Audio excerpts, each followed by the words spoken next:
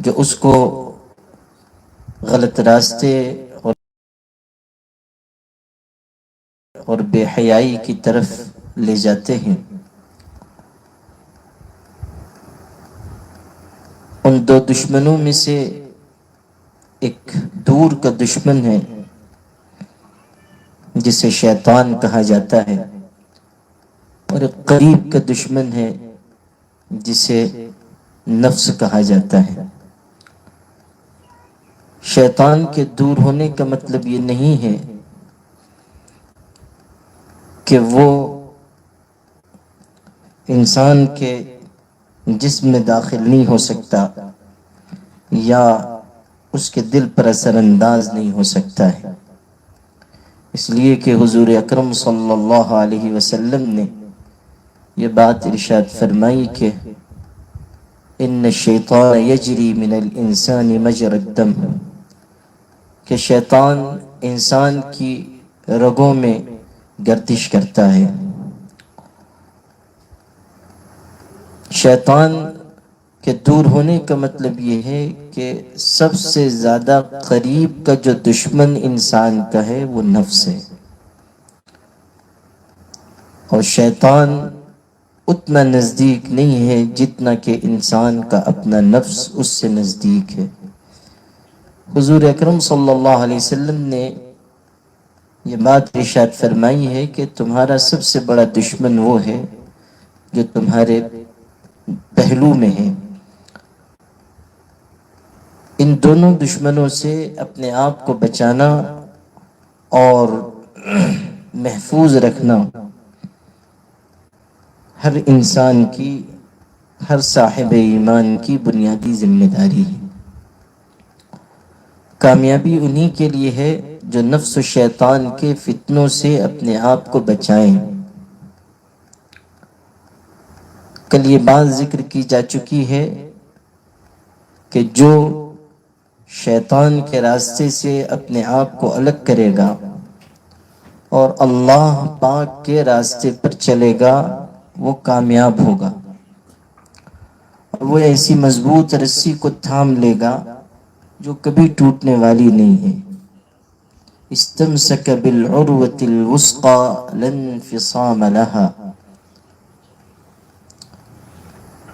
پھر قرآن مجید میں یہ بات بھی ارشاد فرمائی گئی ہے کہ اللہ کی بنائی ہوئی جنت اس انسان کا ٹھکانہ ہے جو اللہ تعالیٰ کے سامنے کھڑا ہونے سے ڈرتا ہے اور اپنے آپ کو، اپنے نفس کو بری چاہتوں سے بچاتا ہے۔ وَأَمَّا مَنْ خَافَ مَقَامَ رَبِّهِ وَنَهَى النَّفْسَ عَنِ الْهَوَى فَإِنَّ الْجَنَّةَ هِيَ الْمَأْوَى۔ انسان کا نفس اسے برائی کی طرف لے جانے کی بھرپور کوشش کرتا ہے۔ سورہ یوسف میں یوسف علیہ السلام کے واقعات کے سلسلے میں یہ بات ارشاد ہوئی ہے، ان النفس لامارۃ بالسوء الا ما رحم ربی، کہ نفس تو بہت زیادہ گناہوں کا حکم دینے والا ہے۔ صرف یہ نہیں کہا گیا کہ نفس برائی کا حکم دینے والا ہے، بلکہ کہا گیا لامارۃ بالسوء ای کثیر الامر بالسوء۔ مفسرین نے لکھا ہے کہ امارہ کا مطلب یہ ہے کہ وہ بہت زیادہ برائی اور بے حیائی کا حکم دینے والا ہے۔ اور پھر الفاظ قرآن مجید کے جو الفاظ ہیں ان پر غور کیجیے۔ وَمَا أُبَرِّئُ نَفْسِي إِنَّ النَّفْسَ لَأَمَّارَةٌ بِالسُّوءِ۔ کہا جا رہا ہے کہ میں اپنے نفس کو، اپنے نفس کی خطرناکی اور اس کی کوششوں سے اپنے آپ کے بچنے کا اظہار نہیں کر رہا ہوں، اس لیے کہ نفس تو بہت زیادہ برائی کی طرف لے جانے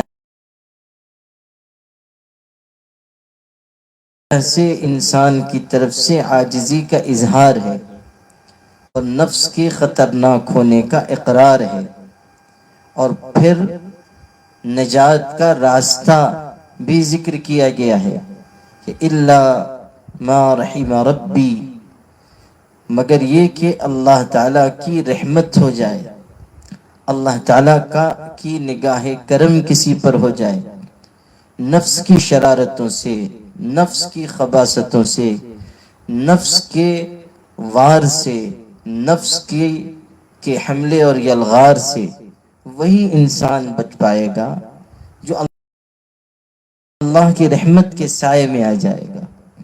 اللہ کی رحمت جسے مل گئی وہ نفس کے مقابلے میں کامیاب ہوگا، نفس پر غالب آئے گا۔ یہ تینوں باتیں قرآن پاک کی اس مختصر سی آیت میں موجود ہیں۔ اسی لیے نفس کی شرارتوں سے بچنے کے لیے سب سے پہلا اور بنیادی کام جو ایک صاحب ایمان کو کرنا چاہیے وہ اللہ تعالیٰ سے دعا اور اس کی امداد کی درخواست ہے، اللہ تعالیٰ کی پناہ طلب کی جائے۔ نبی اکرم صلی اللہ علیہ وسلم نے دعائیں سکھائی ہیں، انی اعوذ بک من شر نفسی ومن شر الشیطان الرجیم، اللہ میں اپنے نفس کے شر سے اور شیطان مردود کے شر سے آپ کی پناہ چاہتا ہوں۔ نفس کے شر سے آپ کی پناہ چاہتا ہوں۔ یہ جو شر کا اضافہ کیا گیا ہے اس پر بھی غور کرنا چاہیے۔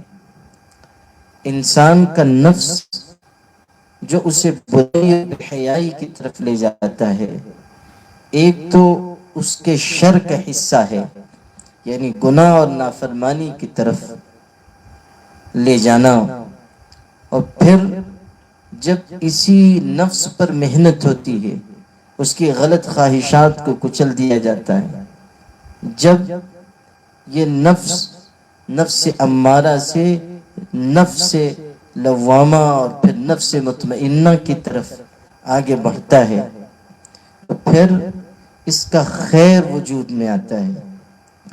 اسی لیے ہمارے علماء نے اور خاص طریقے پر مشائخ تصوف نے یہ بات لکھی ہے کہ انسان اپنے نفس کو دبائے اور کچلے، یہاں تک کہ انسان کا نفس بری خواہشات سے ہٹ کر اچھی چاہتوں کی طرف آ جائے، اور وہ وقت آئے کہ جب انسان کا نفس اسے ملامت کرنے والا بن جائے، انسان کا نفس اس اندر سے گناہ اور نافرمانی کے خلاف صدائے احتجاج بلند کرے۔ قرآن مجید میں یہ بات بتا دی گئی ہے کہ جو نفس کی بری چاہتوں پر عمل کرے گا، جو نفس کی بری چاہتوں پر عمل کرے گا وہ ناکامیاب ہوگا، اور جو اپنے آپ کو نفس کی بری چاہتوں سے بچا لے گا وہ کامیاب رہے ہیں کہ اللہم انی اعوذ بک من شر نفسی ومن شر الشیطان۔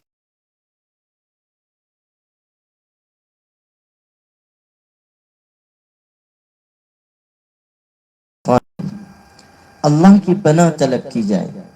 انسان کمزور ہے، عاجز ہے، اس کا ارادہ بھی کمزور ہے، اس کے اندر جو بات ہیں، جو خوبیاں ہیں ان کے ابھارنے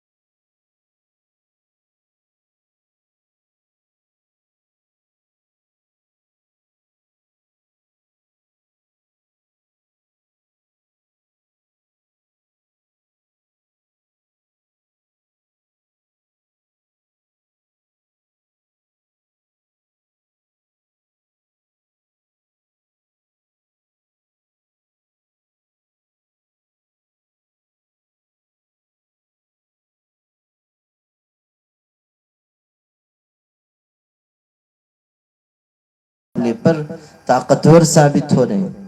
آپ مدد فرمانے والے ہیں، آپ اپنی طاقت و قوت کے ذریعے مجھے گناہ سے محفوظ فرما دیجئے، نفس و شیطان کے مقابلے میں مجھے کامیاب کر دیجئے، گناہوں کی عادت سے مجھے دور کر دیجئے۔ روزانہ جو شخص اس طرح عمل کرے گا، اللہ تعالیٰ سے درخواست کرے گا، روزانہ اللہ تعالیٰ کے آگے نماز پڑھے گا اور پھر اپنے معاملے کو اللہ کے سپرد کرے گا، تو حضرت فرمایا کرتے تھے کہ کچھ دن کے بعد وہ اپنی زندگی میں تبدیلی محسوس کرے گا اور گناہوں سے نفرت ہوتی جائے گی، نفس و شیطان کے مقابلے میں وہ مضبوط ہوگا۔ ورنہ جیسے جیسے وقت گزرتا جائے گا اس کا نفس اور طاقتور ہوگا اور طاقتور ہوتا جائے گا اور شیطان کے حملے اس پر بڑھتے جائیں گے، یہاں تک کہ دل خیر کی طرف رغبت سے بالکل محروم ہو جائے گا۔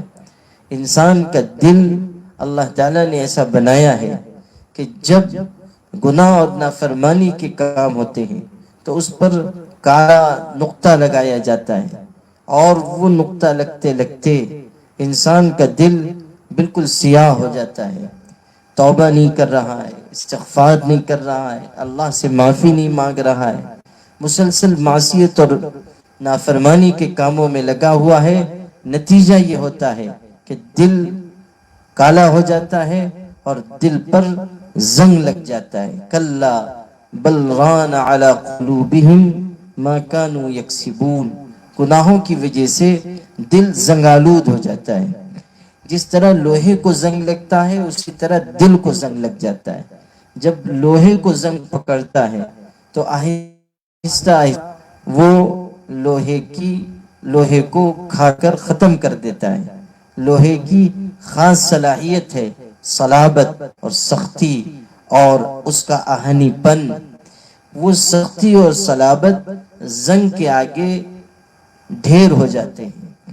یہ اس کی خوبی اور اس کی خاص صفت زنگ کی وجہ سے ختم ہو جاتی ہے۔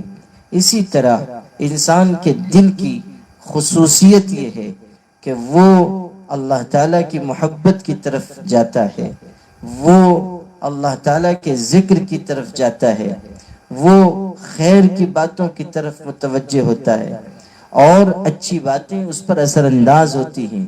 تأثر کی خوبی انسان کے دل میں ہے، نعمتوں سے انسان کا دل متاثر ہوتا ہے، اللہ تعالیٰ کی عظمت سے انسان کا دل متاثر ہوتا ہے، چیزوں کو دیکھ کر، خدا تعالیٰ کی قدرت کے نظارے دیکھ کر انسان کا دل متاثر ہوتا ہے، اللہ تعالیٰ کی نعمتوں کو محسوس کر کے انسان کا دل متاثر ہوتا ہے۔ لیکن جب گناہ کا زنگ انسان کے دل کو لگتا ہے اور سیاہی پھیلتی چلی جاتی ہے تو یہ تأثر کی خوبی اور صفت انسان کے دل کی ختم ہو جاتی ہے۔ جس طرح لوہے کی سختی اور صلابت زنگ کے آگے اپنے آپ کو جھکا دیتی ہے، اسی طرح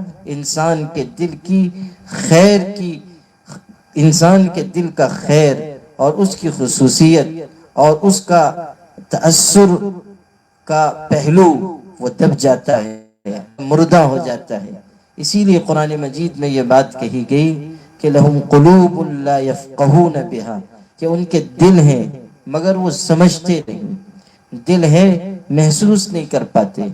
ایک جگہ فرمایا گیا کہ فَإِنَّهَا لَا تَعْمَى الْأَبْصَارُ وَلَكِنْ تَعْمَى الْقُلُوبُ الَّتِي فِي الصُّدُورِ، کہ ان کی آنکھیں اندھی نہیں ہیں بلکہ ان کے دل جو ان کے سینوں میں ہیں وہ اندھے ہو گئے، دل کی آنکھیں ختم ہو گئیں، دل کی بینائی اور روشنی چلی گئی۔ دل کا اندھا پن یہ ہے کہ اس کے اندر سے تأثر کی صلاحیت چلی جائے۔ اسی لیے جو لوگ زیادہ گناہ کرتے ہیں ان کے دلوں میں بہت زیادہ سختی آ جاتی ہے، وہ کسی واقعے سے متاثر نہیں ہوں گے، وہ کسی پریشان حال کو دیکھ کر متاثر نہیں ہوں گے، کسی بیمار کو دیکھ کر متاثر نہیں ہوں گے، کسی غمزدہ کی آ جاتی ہے کہ انسان کا دل تأثر کی خوبی کو کھو بیٹھتا ہے۔ اسی کو کہا گیا کہ لہم قلوب لا یفقہون بہا، دل ہے مگر سمجھتے نہیں ہیں۔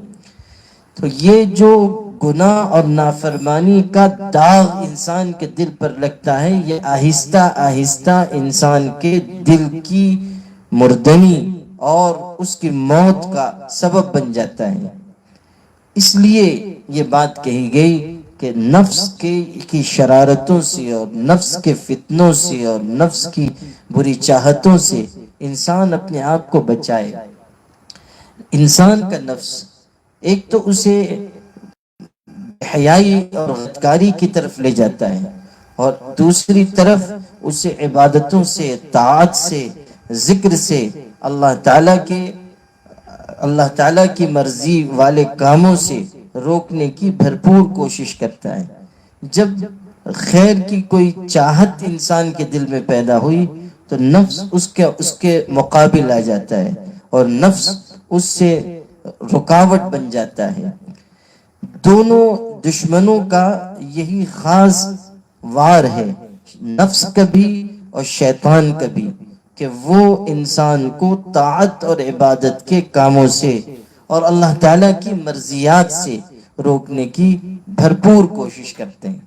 اب جب انسان طاعت اور عبادت کی طرف راغب ہو اور نفس اس کے مقابلے کے لیے کھڑا ہو، تو اس وقت انسان کی ذمہ داری یہ ہے کہ وہ نفس کو دبائے اور طاعت کے کام کی طرف بڑھ جائے۔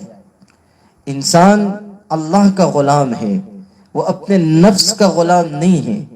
انسان اللہ کا بندہ ہے، وہ اپنے نفس کا بندہ نہیں ہے کہ وہ اپنے نفس کی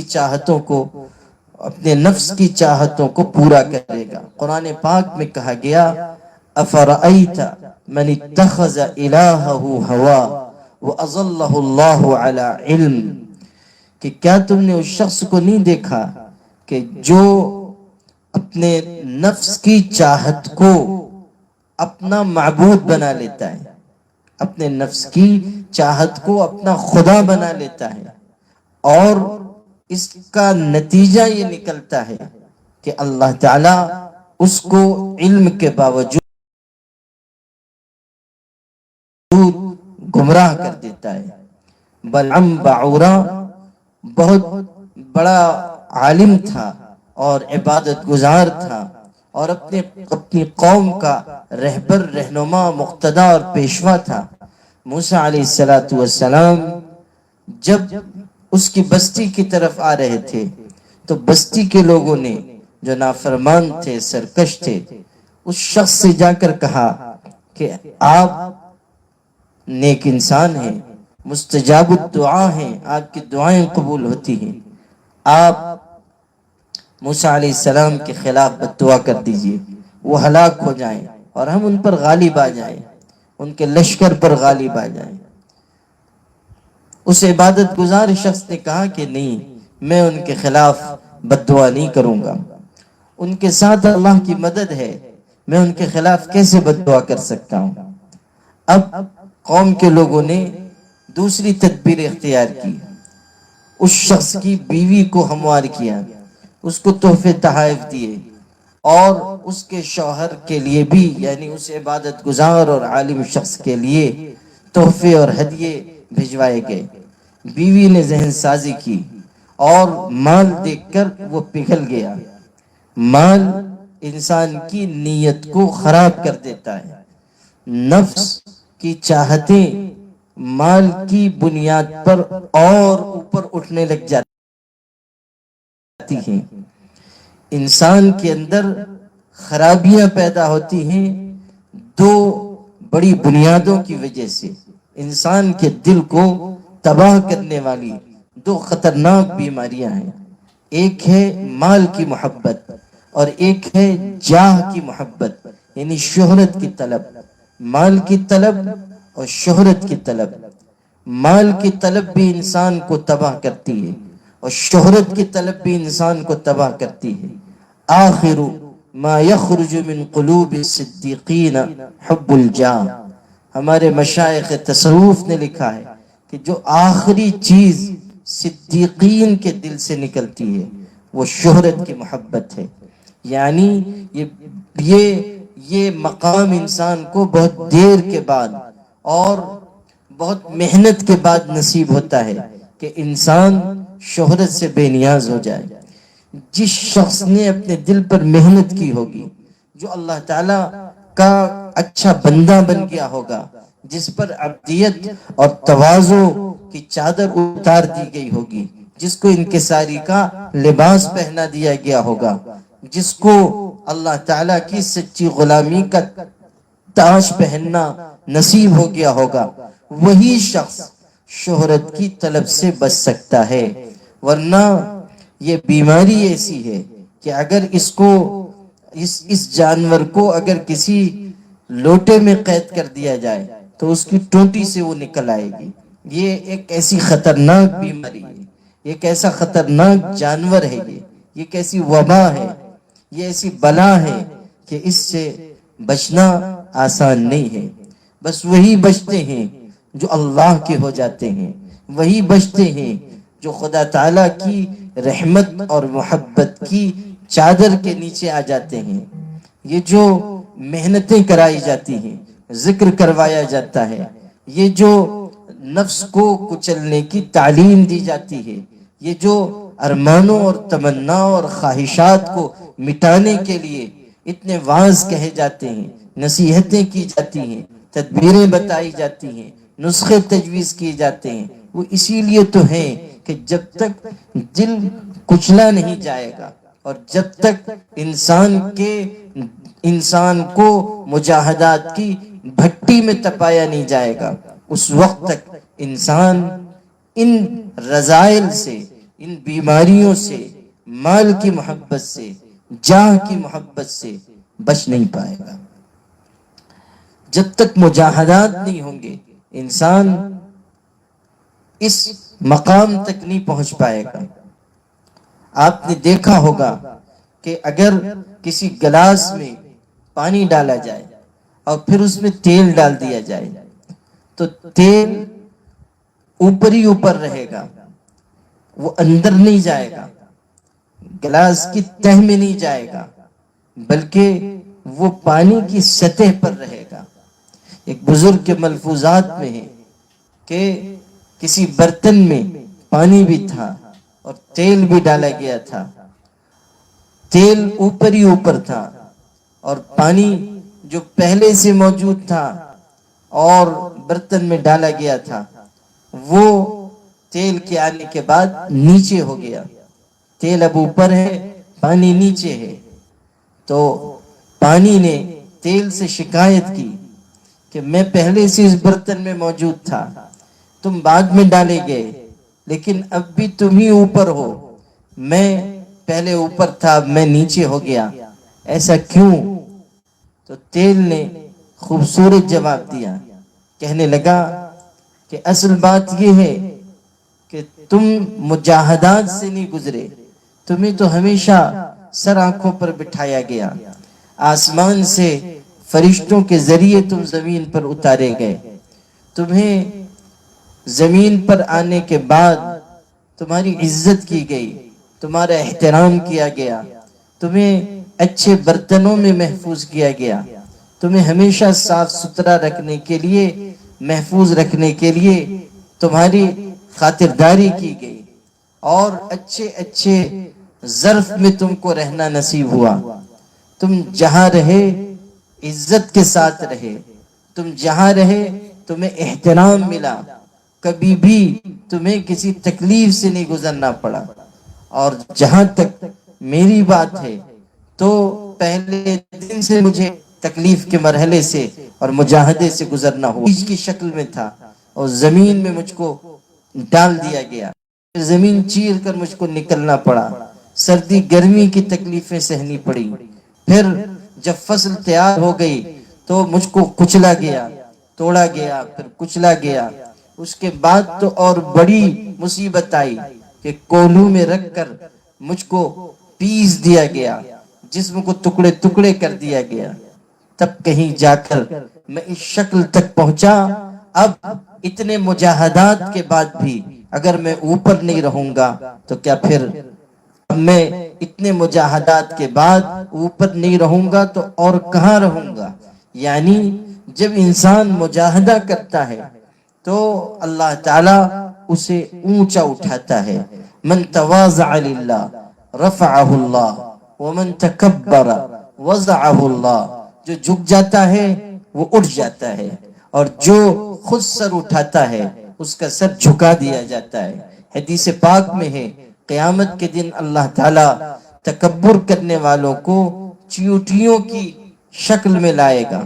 چیونٹیوں کی شکل کا مطلب یہ نہیں ہے کہ وہ چیونٹی کی ہیئت کے بنا دیے جائیں گے، مطلب یہ ہے کہ وہ چیونٹیوں کی طرح بالکل چھوٹے چھوٹے کر دیے جائیں گے. شکل ان کی انسانوں کی ہوگی. یہ حدیث پاک میں ہے کہ شکل انسانوں کی ہوگی لیکن چیونٹیوں کی طرح بالکل معمولی بنا دیے جائیں گے. یہ اس لیے کہ دنیا میں وہ اپنے آپ کو بڑا سمجھتے تھے، وہ اپنے آپ کو مستغنی قرار دیتے تھے، وہ استکبار کے راستے پر چلتے تھے. تو اس کی سزا یہ ہوگی کہ آج قیامت کے دن ان کو بالکل حقیر بنا دیا جائے گا. جو دنیا میں انہوں نے جرم کیا اس کی یہ سزا دی جائے گی. قرآن مجید میں یہ بات بتائی گئی ہے کہ جب سور پھونکا جائے گا، یوم ینفخ فی الصور فتأتون افواجا، جب سور پھونکا جائے گا تو جماعت در جماعت تم آؤ گے، جماعت در جماعت تم آؤ گے. مفسرین نے لکھا ہے کہ ایک جماعت ایسی ہوگی جس کو قیامت کے دن بندروں کی شکل میں اٹھایا جائے گا، اس لیے کہ وہ بندروں جیسے کام دنیا میں کرتے تھے، بندروں جیسی حرکتیں دنیا میں کرتے تھے. ایک جماعت کتوں کی شکل میں، ایک جماعت خنزیروں کی شکل میں، ایک جماعت ایسی ہوگی کہ جن کو گھٹنوں کے بل چلایا جائے گا، ایک جماعت ایسی ہوگی جن کو فرشتے ہانکتے ہوئے اور مارتے ہوئے جہنم میں ڈھکیلیں گے، ایک جماعت ایسی ہوگی جن کو سر کے بل چلایا جائے گا. صحابہ نے پوچھا اللہ کے رسول وہ سر کے بل کیسے چلیں گے؟ کیف یمشون علی وجوہہم، سر کے بل کیسے چلیں گے؟ تو ہمارے آقا نے فرمایا ان الذی امشاہم علی اقدامہم قادر علی ان یمشیہم علی وجوہہم، کہ جس اللہ نے انہیں پیروں کے بل چلایا وہ ان کو سر کے بل چلانے کی قدرت رکھتا ہے. تو قیامت کے دن الگ الگ اعمال اور گناہ کرنے والوں کو الگ الگ شکلوں میں اٹھایا جائے گا. ایک شکل یہ ہوگی کہ چونٹی کی طرح حقیر کر دیے جائیں گے، انسانی شکل ہوگی، اور یہ متکبر لوگ ہوں گے، تکبر کرنے والے، غرور کرنے والے، اپنے آپ کو بڑا سمجھنے والے، دوسروں کو حقیر سمجھنے والے، علم پر یا مال پر یا دولت پر یا شان و شوکت پر یا منصب پر یا عہدے پر یا اقتدار پر فخر و غرور کرنے والے، ان کی یہ کیفیت قیامت کے دن ہوگی. میرے بھائیوں، میری بہنوں، میں یہ عرض کر رہا تھا کہ دو بیماریاں ہیں جو انسان کو ہلاک کرتی ہیں، ایک تو شہرت کی طلب اور دوسرے مال کی طلب. جب مال انسان کی نگاہ کے سامنے آتا ہے تو انسان حلال و حرام بھول جاتا ہے. جب مال انسان کی نگاہ کے سامنے آتا ہے تو جو کمزور عقیدے کا آدمی ہے، کمزور ایمان کا شخص ہے، وہ اپنی ضمیر کا، اپنی زبان کا، اپنے قلم کا سودا کر بیٹھتا ہے. چنانچہ اس شخص نے جس کے پاس لوگ آئے تھے دعا کرانے کے لیے، جب تحفے تحائف اور مال اور زر اور سونے چاندی کے سکے پیش کیے گئے، وہ پگھل گیا اور اس نے وہ سارا مال لے لیا اور پھر بد دعا کی. اور بد دعا کے لیے جب اس نے ہاتھ اٹھائے، جو الفاظ وہ کہتا تھا موسیٰ علیہ السلام کے خلاف، بد دعا کے لیے جو الفاظ وہ کہتا تھا، وہ خود اس کے اور اس کی قوم کے لیے وہ الفاظ اس کی زبان سے ادا ہوتے تھے. گویا کہ بد دعا الٹ دی گئی اور اس شخص کے اوپر خدا تعالیٰ کا عتاب نازل ہوا. قرآن مجید میں ہے کہ قرآن مجید میں ہے کہ اس شخص نے اپنے نفس کی چاہتوں کی پیروی کی. اخلد الى الارض واتبع ہوا فمثله كمثل الكلب، تو اس کی مثال کتے کی طرح ہو گئی. اپنے نفس کی چاہت پر چلا، زمین کی طرف جھک گیا. زمین کی طرف جھکنے کا مطلب یہ ہے کہ ادنا چاہتوں کی طرف، ادنا خواہشات کی طرف، غلط تمناؤں کی طرف جھک گیا. اور نفس کی چاہتوں کے پیچھے پیچھے چل پڑا تو اس کی مثال کتے کی مثال کی طرح ہو گئی۔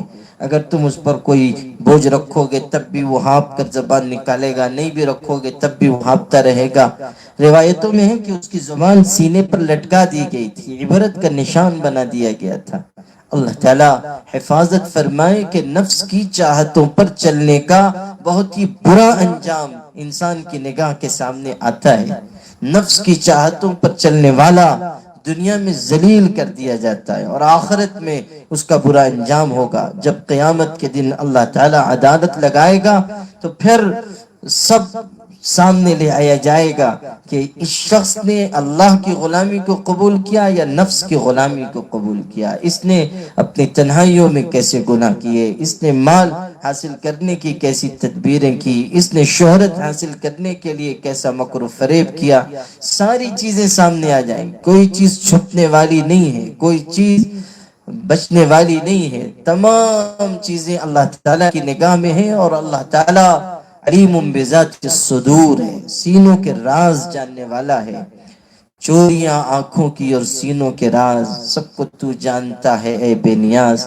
اللہ تعالیٰ ہر ایک چیز کو دیکھ رہا ہے، ہر چیز کو جان رہا ہے۔ آج ہم یہ گمان کرتے ہیں کہ ہمیں بند کمروں میں کوئی دیکھنے والا نہیں، کوئی آنکھ ہم پر نگرانی کرنے والی نہیں، لیکن یاد رکھنا انسان چاہے کتنے ہی پردوں کے پیچھے اور کتنی ہی دیواروں کے نیچے جا کر چھپ جائے اور گناہ کرے تو اس وقت بھی اللہ تعالیٰ کی نگاہ اس کو دیکھتی ہے۔ تو جو لوگ نفس کی چاہتوں کو اپنا معبود بنائیں گے وہ تباہ و برباد ہو جائیں گے۔ دہلی میں ایک مجذوب تھے، ایک بزرگ تھے۔ مجذوب کہتے ہیں ایسے شخص کو جو اللہ تعالیٰ کی محبت میں بالکل دیوانوں کی طرح ہو جائے۔ عام طریقے پر جیسے پاگلوں کی حرکتیں ہوتی ہیں ویسی ان کی بھی حرکتیں ہوتی ہیں، لیکن فرق یہ ہوتا ہے کہ یہ اللہ تعالیٰ کی محبت میں دیوانگی کی راہ پر چل پڑتے ہیں۔ کچھ انوار، کچھ تجلیات دیکھ کر ان پر ایسی کیفیت آ جاتی ہے کہ لوگ سمجھتے ہیں کہ یہ دیوانہ ہے، مجنوں ہے، نہ اس کو کپڑے کا ہوش، نہ اس کو کھانے پینے کی طلب اور تمنا، نہ زندگی گزارنے کا کوئی سلیقہ۔ ایسے لوگوں کو مجذوب کہا جاتا ہے، مجذوب۔ ان کو پہچاننا آسان نہیں ہوتا، ہر آدمی نہیں پہچان سکتا کہ یہ شخص مجذوب ہے یا پاگل ہے، اور ان کی بڑی عجیب دنیا ہوتی ہے۔ وہ ایسے حالات سے گزرتے ہیں کہ بس وہ جانتے ہیں یا اللہ جانتا ہے، اور چونکہ اللہ تعالیٰ کے وہ قریب ہوتے ہیں اس لیے بہت مرتبہ ایسا ہوتا ہے کہ ان کی زبان سے کوئی بات نکلی اور اللہ تعالیٰ نے اس کو پورا کر دیا۔ جا رہے ہیں، کوئی بات کہہ دی اور اللہ تعالیٰ نے اس بات کی لاج رکھ لی، اس بات کو اللہ تعالیٰ نے پورا کر دیا۔ مجذوبوں کی عجیب دنیا ہوتی ہے اور پر اسرار ان کی زندگی ہوتی ہے۔ اللہ تعالیٰ کی طرف سے ان پر کیا تجلیات اترتی ہیں، کیا انوار اترتے ہیں، یہ اللہ ہی جانتا ہے۔ تو ایک مجذوب تھے دہلی میں، ایک مرتبہ لوگوں نے ان کو یہ دیکھا کہ صبح سویرے وہ کہہ رہے ہیں، چوک میں کھڑے ہوئے ہیں اور کہہ رہے ہیں کہ نہ تو میرا اللہ ہے، نہ میں تیرا بندہ ہوں، نہ تو میرا اللہ ہے، نہ میں تیرا بندہ ہوں، میں کیوں تیری بات مانوں، میں کیوں تیری بات مانوں، میں کیوں تیرا حکم مانوں۔ جو لوگ گزر رہے ہیں وہ حیران ہیں کہ یہ اللہ تعالیٰ کا انکار کر رہا ہے، یہ شخص اللہ تعالیٰ کی غلامی سے اپنے آپ کو الگ کر رہا ہے۔ لوگوں نے ان کو سمجھانا شروع کیا کہ یہ آپ کیا کہہ رہے ہیں کہ نہ تو میرا اللہ، نہ میں تیرا بندہ، میں تیری بات کیوں مانوں، یہ تو بہت ہی نازیبہ بات ہے، آپ کو ایسا نہیں کہنا چاہیے، یہ کفر کا کلمہ ہے۔ لیکن وہ اپنی دھن میں ہیں اور کہہ رہے ہیں کہ نہ تو میرا اللہ، نہ میں تیرا بندہ۔ جب دیر گزر گئی اور کسی کے سمجھانے کا ان پر اثر نہیں ہوا تو لوگوں نے ان کو پکڑا اور قاضی کی عدالت میں لے گئے کہ یہ کفریہ کلمات کہہ رہے ہیں، اور صبح سے ایک ہی جملے کی رٹ لگاتے ہیں کہ نہ تو میرا اللہ، نہ میں تیرا بندہ، میں کیوں تیری بات مانوں۔ تو جب قاضی کے سامنے ان کو پیش کیا گیا تو قاضی صاحب عالم تھے اور اچھے عالم رہے ہوں گے، سمجھدار انسان رہے ہوں گے، جب وہ مجذوب پیش ہوئے تو انہوں نے ان کے سامنے بھی مجذوب نے کہا کہ نہ تو میرا اللہ نہ میں تیرا بندہ، میں کیوں تیری بات مانوں؟ جب یہ بات انہوں نے سنی تو کہنے لگے کہ یہ جو آپ کہہ رہے ہیں یہ کس کو خطاب کر کے کہہ رہے ہیں؟ دیکھیے سمجھداری ان کی، کہنے لگے کہ یہ جو آپ جملہ دہرا رہے ہیں یہ کس کو خطاب کر کے آپ کہہ رہے ہیں؟ تو وہ مجذوب ہنسے اور کہنے لگے کہ اللہ تیرا شکر ہے کہ دہلی میں عقل مند تو موجود ہے، یعنی پوری دہلی میں کم سے کم ایک سمجھ والا انسان تو ہے۔ پھر قاضی سے کہنے لگے کہ قاضی صاحب اصل بات یہ ہے کہ آج صبح سویرے میرے نفس نے مجھ سے حلوہ کھانے کی فرمائش کی کہ مجھ کو آج حلوہ کھلاؤ، میٹھی چیز کھلاؤ، نفس نے تقاضا کیا، تو میں اپنے نفس کو خطاب کر کے کہہ رہا تھا کہ نہ تو میرا اللہ نہ میں تیرا بندہ، میں کیوں تیری بات مانوں؟ اور ان بیوقوفوں نے یہ سمجھ لیا کہ میں اپنے پروردگار کو کہہ رہا ہوں۔ یہ ان کی بیوقوفی ہے، یہ ان کی ناسمجھی ہے، یہ ان کی نادانی ہے، میں تو اپنے نفس کو خطاب کر کے کہہ رہا ہوں کہ نہ تو میرا اللہ نہ تو میرا معبود نہ میں تیرا بندہ، میں کیوں تیری بات مانوں؟ یہ ہے وہ چیز کہ انسان اللہ کا غلام ہے، اللہ کا بندہ ہے، اللہ کی بندگی اس کو کرنی ہے۔ نفس کی غلامی، نفس کی بندگی جو کرے گا تباہ ہوگا۔ حدیث پاک میں ہے ما تحت ظل السماء الہ یعبد اعظم من هوى متبع، کہ آسمان کے نیچے کوئی ایسا جھوٹا معبود نہیں ہے جو نفس کی چاہت سے بڑا ہو، یعنی سب سے زیادہ بڑا جھوٹا خدا معبود جس کی عبادت کی جاتی ہے وہ انسان کا نفس ہے۔ انسان اپنے نفس کی پرستش کرتا ہے، اپنے نفس کی غلامی کرتا ہے، اپنے نفس کی پوجا شروع کر دیتا ہے۔ دنیا میں جتنے جھوٹے خدا ہیں ان میں سب سے بڑا جھوٹا خدا، سب سے بڑا جھوٹا معبود انسان کا نفس ہے۔ ما تحت ظل السماء الہ یعبد اعظم من هوى متبع، یہ جو نفس کی خواہش ہے، یہ جو نفس کی چاہت ہے جس کے پیچھے انسان چلے جا رہے ہیں، یہ تباہ کر دینے والی ہے۔ میں نے شروع میں حدیث شریف پڑھی تھی ثلاث مہلکات، ثلاث مہلکات، تین چیزیں ہلاک کر دینے والی ہیں، تباہ و برباد کر دینے والی ہیں۔ ہون متبع، ایسی چاہت نفس کی، ایسی خواہش جس کی اتباع کی جائے، اور ایسا بخل جس کی پیروی کی جائے۔ بخل بھی بدترین بیماری ہے، بخل، کنجوسی۔ کوئی انسان اگر بخیل بن جائے تو اس کی تباہی اور بربادی میں کوئی شک نہیں۔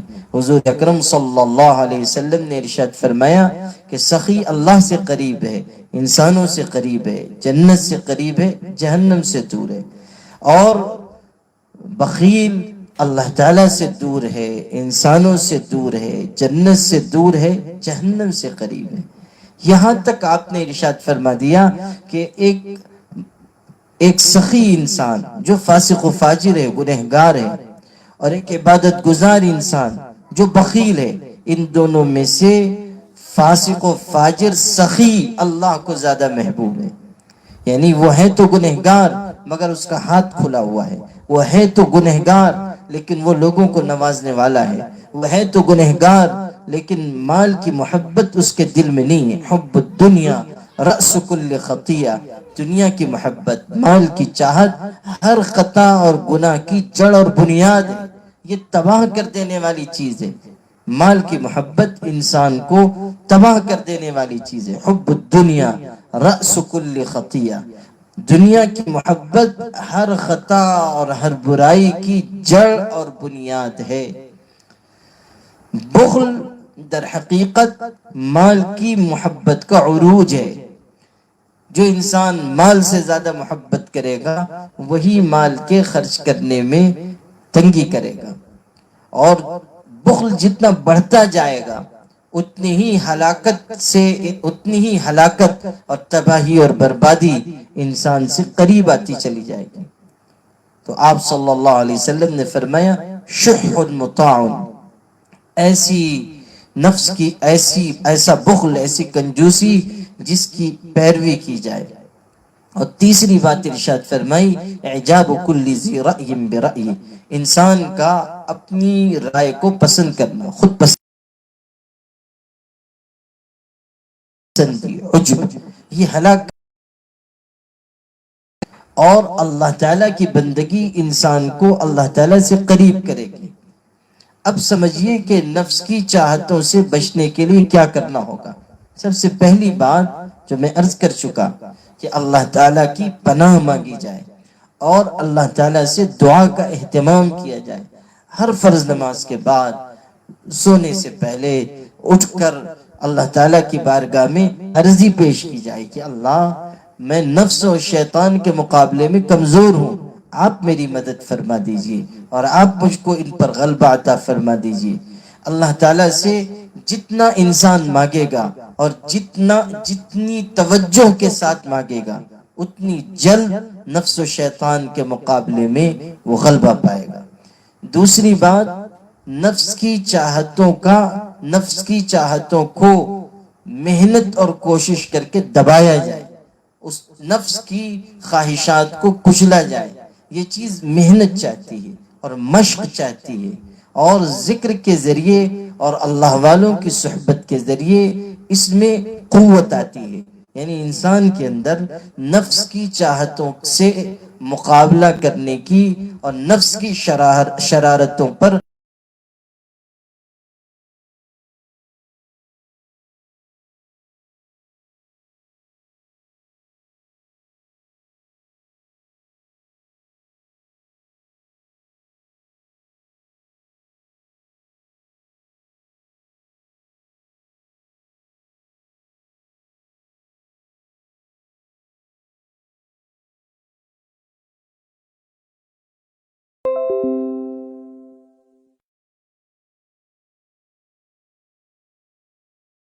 کہ حضرت اب بالکل میں کبھی ایسا وقت آئے گا کہ بس اس کا انتقال پرملال ہو جائے گا، یا ہم ایسے مقام تک پہنچ جائیں گے کہ یہ نفس جو ہے وہ آ کر ہم سے مرید ہو جائے گا کہ حضرت اب بالکل میں سدھر گیا ہوں اور نیک بننا چاہتا ہوں، اور آپ کے مجاہدات نے مجھ کو بالکل سیدھا اور شریف اور دیانتدار بنا دیا ہے، اس لیے اس غلام کو بھی موقع دیجئے کہ آپ کے حلقِ ارادت میں داخل ہو جائے اور آپ کے دست مبارک پر بیعت کا شرف حاصل کرے۔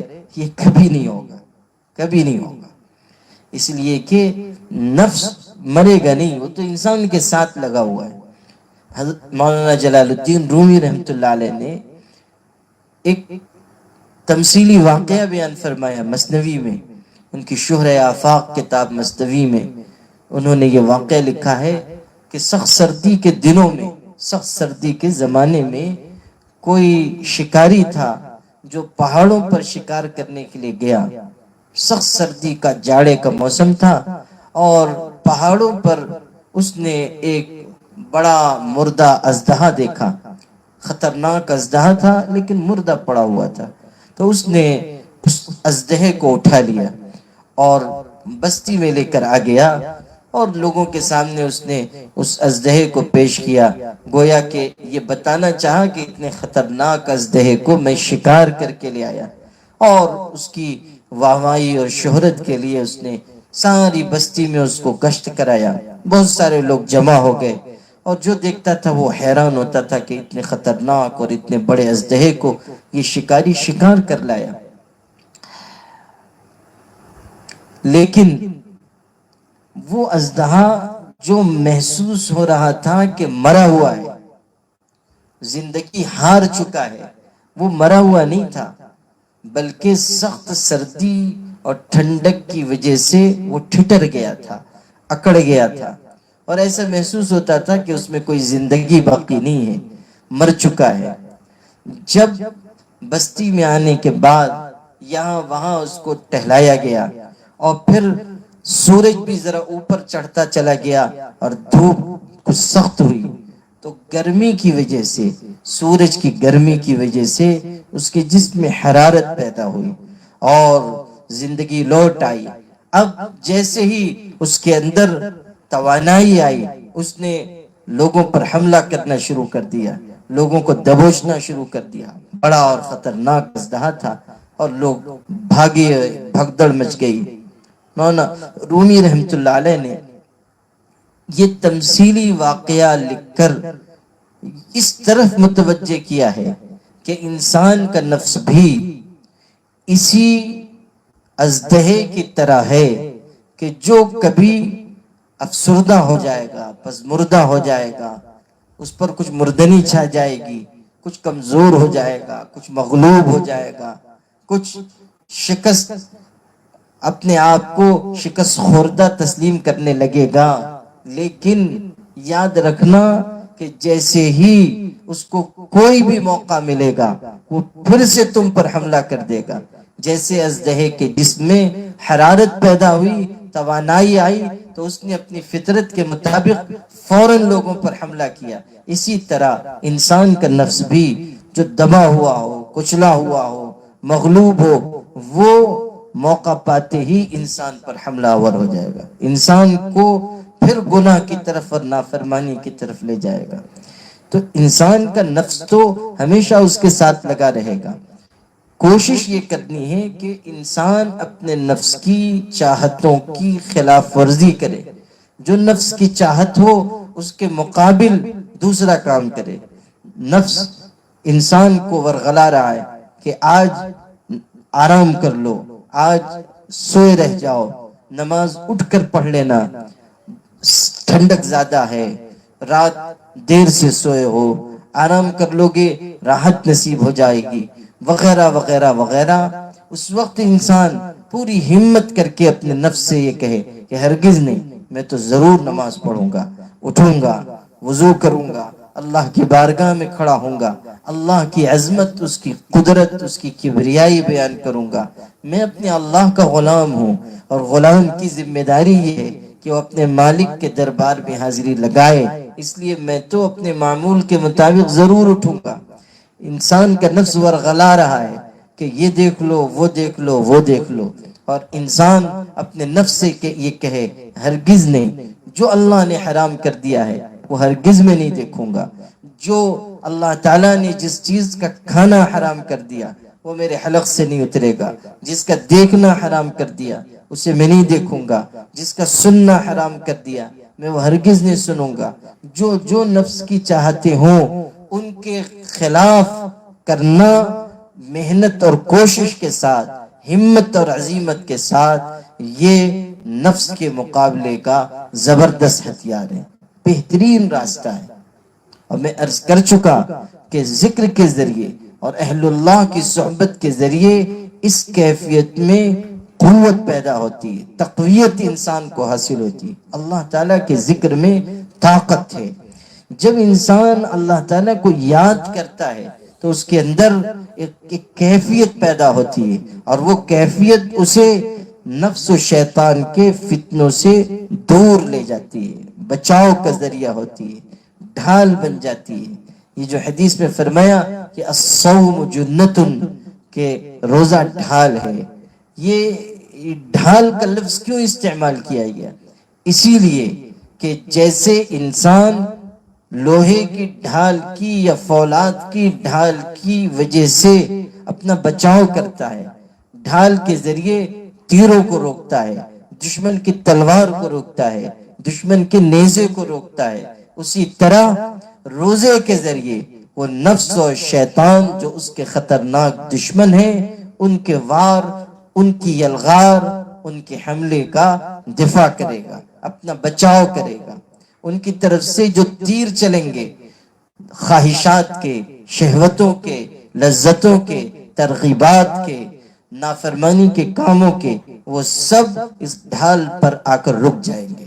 اسی طرح ذکر انسان کے لیے ڈھال ہے، اسی طرح اللہ تعالیٰ سے مانگنا انسان کے لیے ڈھال ہے، اسی طرح صدقہ اور خیرات انسان کے لیے ڈھال ہے۔ جب انسان اللہ تعالیٰ کے لیے خرچ کرتا ہے، صدقہ کرتا ہے، خیرات دیتا ہے، تو انسان کی اللہ تعالیٰ کی طرف سے حفاظت ہوتی ہے۔ صدقہ کرنا بھی نفس کی شرارتوں سے بچنے کا ایک ذریعہ ہے۔ ہمارے علماء اور مشائخ نے تحریر کیا ہے کہ صدقے سے آفتیں دور ہوتی ہیں۔ تو نفس کی آفتیں تو سب سے بڑی آفتیں ہیں۔ انسان کو یہ چاہیے کہ وہ اللہ تعالیٰ کی راہ میں اس نیت سے صدقہ کرے کہ اللہ میرے نفس کی آفتوں سے میری حفاظت فرما، نفس کی بلاؤں سے، شیطان کی طرف سے آنے والی یلغار سے میری حفاظت فرما۔ صدقہ بلاؤں کو ٹالتا ہے۔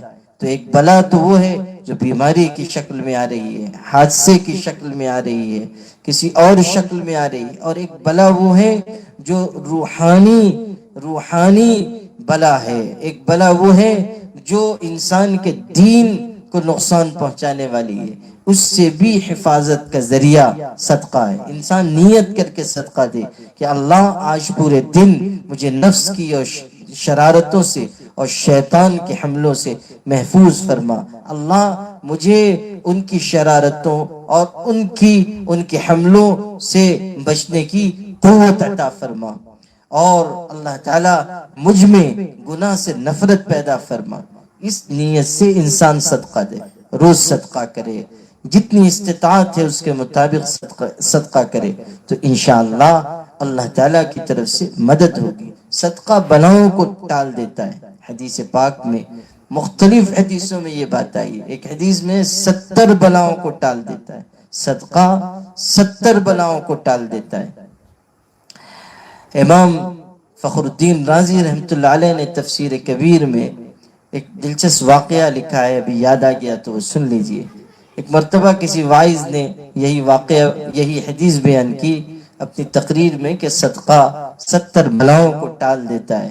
اور جب انسان صدقہ دینے کے لیے آتا ہے، صدقہ دینے کی کوشش کرتا ہے، صدقہ دینے کا ارادہ کرتا ہے، تو شیطان آتے ہیں اور شیطان صدقہ دینے سے روکتے ہیں، اس لیے کہ وہ بلاؤں کو ٹالنے والا، مصیبتوں کو دور کرنے والا عمل ہے۔ تو شیطان روکتا ہے، شیطان رکاوٹ بنتا ہے۔ سننے والوں میں ہر طرح کے لوگ ہوتے ہیں۔ ایک بیچارے کوئی پرجوش انسان تھے، ذرا جوشیلے قسم کے مجمع میں تھے۔ جب انہوں نے یہ سنا کہ شیطان آتے ہیں اور صدقہ دینے سے روکتے ہیں، تو اس نے ذرا آستین واستین چڑھائی اور کہنے لگا کہ آج دیکھتا ہوں کہ کون سا شیطان مجھ کو صدقہ دینے سے روکتا ہے۔ اتنے فضائل صدقہ دینے کے ہیں، اتنی اس کے فائدے ہیں، آج تو ضرور صدقہ دوں گا اور دیکھتا ہوں کہ کون شیطان آتا ہے اور میں سارے شیطانوں کا مقابلہ کروں گا۔ چنانچہ واعظ کی مجلس سے اٹھے اور گھر گئے۔ ایک صندوق میں غلہ اناج رکھا ہوا تھا، تو اس میں سے وہ غلہ اناج اپنی جھولی میں، اپنے دامن میں جمع کرنے لگے کہ باہر جا کر غریبوں کو، فقیروں، یتیموں کو صدقہ کروں گا، ان کو کھلاؤں گا، غلہ اناج دوں گا۔ ابھی پورا دامن بھرا بھی نہیں تھا کہ ان کی بیوی چلی آئی۔ تو یہ جیسے تھے ویسے ہی وہ بھی تھی، جیسے ان کے اندر ذرا جوشیلا پن تھا تو بیوی بھی اسی ٹائپ کی تھی۔ عام طریقے پر ایسا ہوتا ہے کہ شوہر کا جو مزاج وہی بیوی کا مزاج، تو وہاں بھی ایسے ہی رہا ہوگا۔ تو وہ آ گئی، اس نے دیکھا کہ آج پتہ نہیں کیا بات ہے کہ غلے کے صندوق کے پاس ہیں اور دامن میں کیا بھر رہے ہیں، تو کہنے لگی کہ یہ کیا کر رہے ہیں۔ تو شوہر نے کہا کہ آج میں نے تقریر میں، وعظ میں سنا کہ صدقہ دینے کی بڑی فضیلت ہے اور صدقہ بلاؤں کو ٹالتا ہے، اور جب صدقہ دینے کے لیے نکلو تو شیطان روکنے آتے ہیں، اس لیے آج میں نے تہیہ کر لیا ہے کہ صدقہ ضرور دوں گا اور دیکھتا ہوں کہ کون شیطان روکتا ہے، اور آج تو میں صدقہ کر کے ہی رہوں گا۔ بیوی نے دیکھا کہ خامخواہ اتنا سارا غلہ اناج چلا جائے گا، اس نے کہا کہ یہ تم کہاں صدقہ کرنے نکل گئے، اللہ کے بندے، ہم ویسے ہی زیادہ خوشحال نہیں ہیں، اتنی محنت سے غلہ جمع ہوا ہے اور تم کو صدقہ ہی دینا ہے، تو اس کے سب سے بڑے مستحق تو ہم ہی ہیں۔ اتنا اس نے حجت بازی کی کہ سارا غلہ اناج اس کی جھولی سے نکال کے پھر صندوق میں ڈلوا دیا، اور وہ بیچارہ پریشان حال گھر سے نکل کے واپس ہوا۔ پھر وعظ کی مجلس میں پہنچا، ابھی وہاں تقریر جاری ہی تھی، اور چونکہ یہ کہہ کے گیا تھا مولانا سے کہ میں جا رہا ہوں صدقہ کروں گا، تو اب جو آیا اور سر جھکا ہوا ہے اور پریشانی کی حالت، تو حضرت نے پوچھا مولانا صاحب نے، واعظ نے، کہ کیا ہوا، آپ تو صدقہ کرنے گئے تھے اور بڑی ہمت سے گئے تھے، تو کیا صدقہ کر دیا آپ نے؟ تو کہنے لگے کہ نہیں کر پایا۔ تو کہا اچھا کیا ہوا؟ تو کہنے لگے کہ وہ جو آپ نے شیطان سب بتائے تھے ان سب سے تو میں جیت گیا، سارے شیطانوں کا میں نے مقابلہ کر لیا، لیکن آخر میں وہ شیطان کی اماں چلی آئی، ان سے میں ہار گیا، وہ شیطان کی اماں سے میں شکست کھا گیا اور صدقہ نہیں کر سکا۔ خیر میں یہ آپ کو سنا رہا تھا کہ صدقہ اور خیرات کرنے سے انسان آفتوں اور بلاؤں سے اور مصیبتوں سے محفوظ ہوتا ہے۔ تو جو آفات نفس ہیں، جو بلیات ہیں شیطان کی طرف سے آنے والی، جو اس کا مکر و فریب ہے، جو اس کی الغار ہے، اس سے بچنے کے لیے بھی نیت کر کے انسان کو صدقہ دینا چاہیے۔ پھر نفس کی شرارتوں سے بچنے کے لیے انسان کو اپنے آپ کو قناعت والے راستے پر رکھنا چاہیے، کم کھانا، کم سونا، آسائشوں کی تلاش نہ کرنا۔ جب انسان زیادہ کھانے پینے کا شوقین ہو جاتا ہے، زیادہ سونے کا عادی ہو جاتا ہے، تنعم کی زندگی اختیار کرتا ہے، ترفہ کی زندگی اختیار کرتا ہے، عیش پرستی کا مزاج پیدا ہو جاتا ہے، تو پھر انسان اپنے آپ کو نفس کی شرارتوں سے بچا نہیں پاتا، پھر وہ آہستہ آہستہ نفس کا غلام بنتا چلا جاتا ہے۔ تو انسان تھوڑے پر قناعت کرے، انسان زندگی کے ایک نظام بنائے کہ مجھے اتنے وقت اللہ تعالیٰ کو یاد کرنا ہے، اتنا وقت مطالعے میں گزارنا ہے، اتنا وقت حلال روزی کے لیے گزارنا ہے، محنت اس طرح کرنی ہے، سادگی اس طرح اپنانی ہے۔ یہ سب چیزیں انسان کی زندگی کو محفوظ بناتی ہیں اور نفس کی شرارتوں سے مقابلے کی ہمت عطا کرتی ہیں۔ اللہ پاک مجھے اور آپ کو نیک عمل کی توفیق عطا فرمائے۔ وآخر دعوانا الحمدللہ رب العالمین۔ اللهم لك الحمد كما ينبغي لجلال وجهك وعظيم سلطانك، سبحان الله وبحمده عدد خلقه ورضا نفسه وزنة عرشه ومداد كلماته۔ اللهم اغفر لنا وارحمنا وعافنا واهدنا ويسر الهدى إلينا وارزقنا واجبرنا وارفعنا يا ذا الجلال والإكرام۔ اللهم ثبت أقدامنا على الصراط يوم تزل الأقدام۔ ربنا آتنا في الدنيا حسنة وفي الآخرة حسنة وقنا عذاب النار۔ ربنا ظلمنا أنفسنا وإن لم تغفر لنا وترحمنا لنكونن من الخاسرين۔ پیارے اللہ، نفس و شیطان کے مقابلے میں ہم کمزور ہیں، آپ طاقت عطا کرنے والے ہیں، آپ محفوظ کرنے والے ہیں، آپ اپنے بندیوں پر رحم کرنے والے ہیں۔ اللہ اپنے کرم سے ہم سب کی مغفرت فرما اور ہمیں خاص حفاظت عطا فرما، ہمیں خاص حفاظت عطا فرما، نفس کی شرارتوں سے، شیطان کی الغار سے ہم سب کو محفوظ فرما۔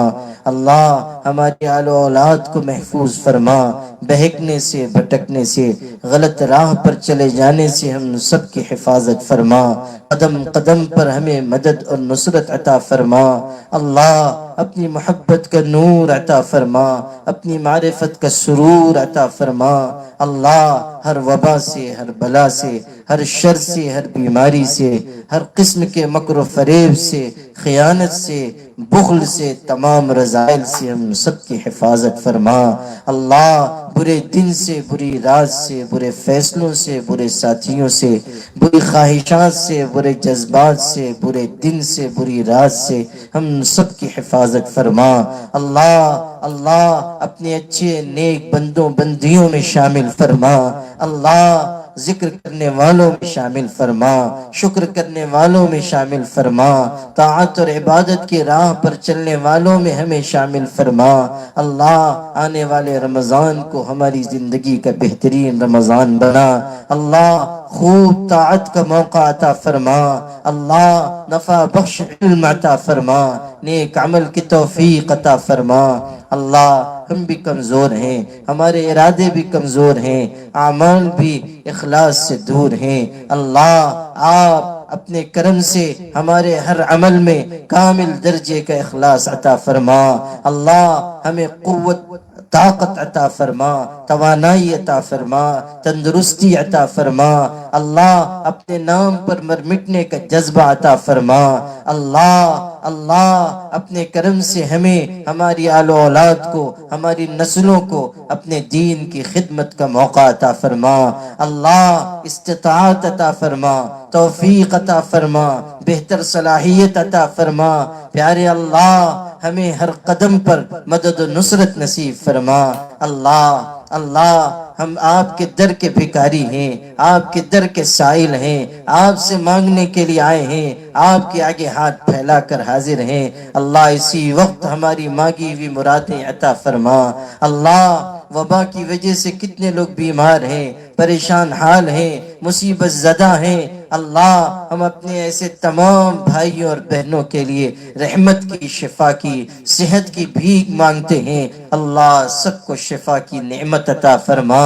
اللہ صحت عطا فرما، قوت عطا فرما۔ اللہ ہماری حفاظت فرما، ہمارے بچوں بچیوں کی حفاظت فرما، ہمارے خاندانوں کی حفاظت فرما، پڑوسیوں کی حفاظت فرما، اہل تعلق کی حفاظت فرما، تمام ایمان والوں اور ایمان والیوں کی حفاظت فرما۔ اللہ اپنے کرم سے تمام پریشان حالوں، غریبوں، مصیبت زدہ، ستم رسیدہ انسانوں کی مدد فرما۔ جب تک زندگی ہے ہمیں ایمان و اسلام پر قائم فرما، جب وقت خاتمہ ہو کامل درجے کے ایمان پر ہمیں موت نصیب فرما۔ اللہ ایک ایک دن ہم زندگی سے دور، موت سے قریب ہوتے جا رہے ہیں، کسی دن بھی دنیا سے رخصت ہو جائیں گے۔ اللہ آج اپنے ہاتھوں سے نہا دھو کر خود سے کپڑے پہنتے ہیں، کل دوسرے لوگ میت والا غسل دیں گے، کفن کی چادریں اڑا دیں گے، منو مٹی کے نیچے دبا دیں گے۔ اللہ قبر میں کوئی دیکھنے والا نہیں ہوگا، کوئی عذاب سے بچانے والا نہیں ہوگا،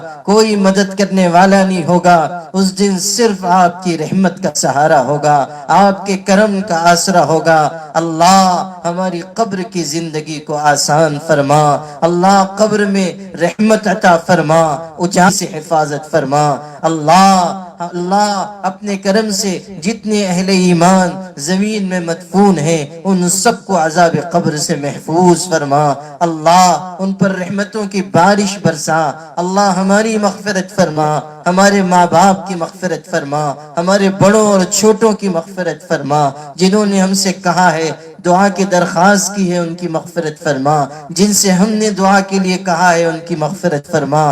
ہمارے اساتذہ اور مشائخ کو معاف فرما۔